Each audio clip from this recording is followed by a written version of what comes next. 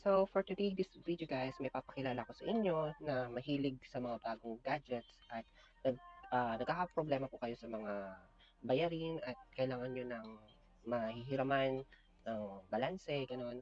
I-introduce ko sa inyo si Atomy. Saglit lang siyang ipakita kasi nga nandito yung information ko. So, itong Atomy, isa siyang credit card na pwede nyo siyang gamitin every time na magkakaroon kayo ng emergency fund at especially sa mga gusto nyo ng mga mamahaling mga gadget, pwede nyo itong gamitin through online.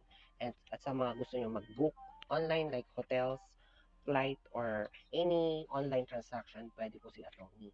So, kung gusto nyo pong i-try si Atomy, I will put the link. I don't know if allow me TikTok dito, pero you can DM me, then I will give you the link from Atomy.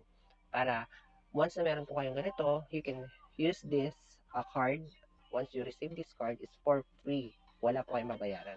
Kailangan nyo lang po dito is valid ID at may source of income po kayo, pasok po kayo dito kay Atomy. Pero pag wala po kayong trabaho, hindi po pwede siyang gamitin dahil ang ibig sabihin ng credit card is dapat may pera po kayo. Okay? Tandaan nyo po, ang Atomic is pwede siyang maging cash or gamitin online payments. Okay? So, kung wala kayo nito, grab nyo na. Then, DM me pag kailangan nyo ng link. Okay?